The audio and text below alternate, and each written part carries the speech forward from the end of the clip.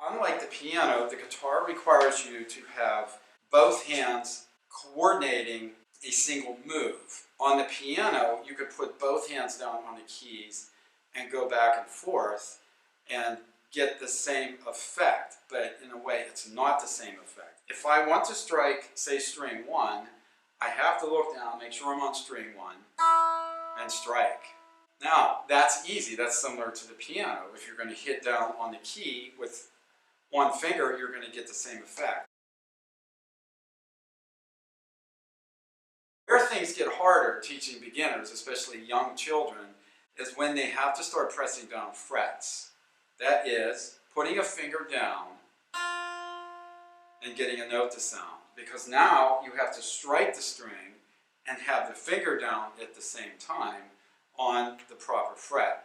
This is definitely the biggest challenge getting beginners started. And during the first lesson, I spend time at least getting the students' fingers to recognize these first 4 frets. This is position playing, meaning that my first finger, being in charge of the position number, is going to be on the first fret. So we've got first fret, second, third, fourth. I'm staying on string 1. And I would probably stay on string 1 with complete beginners, young children I'm talking about again, for at least 2 to 3 lessons. And then I would move to string 2.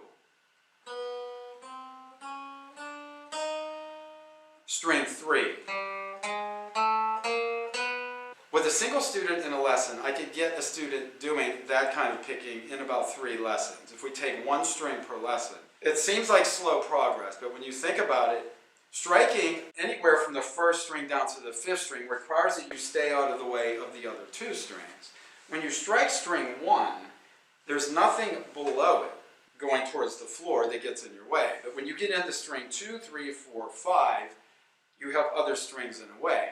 The opposite effect on string 6. When you strike string 6, let's say backwards, take our finger and strike backwards, there's nothing to obstruct your movement.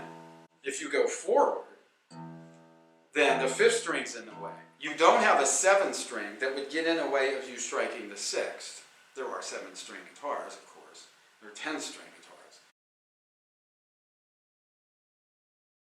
Those are the issues you run into with beginners in teaching them how to strike the strings.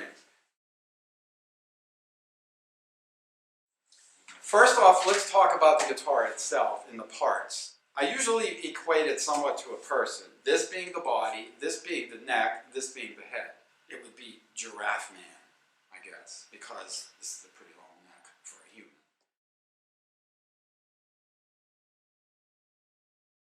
I teach them about the parts, and I don't get real specific if they're very young students. We'll just say the head, neck, body.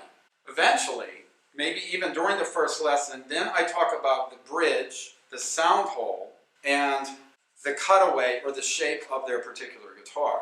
If you reiterate this in the succeeding lessons, then they start to get the idea and they start to memorize the parts. Don't get too lost in the details though. Just remember, head, neck, body.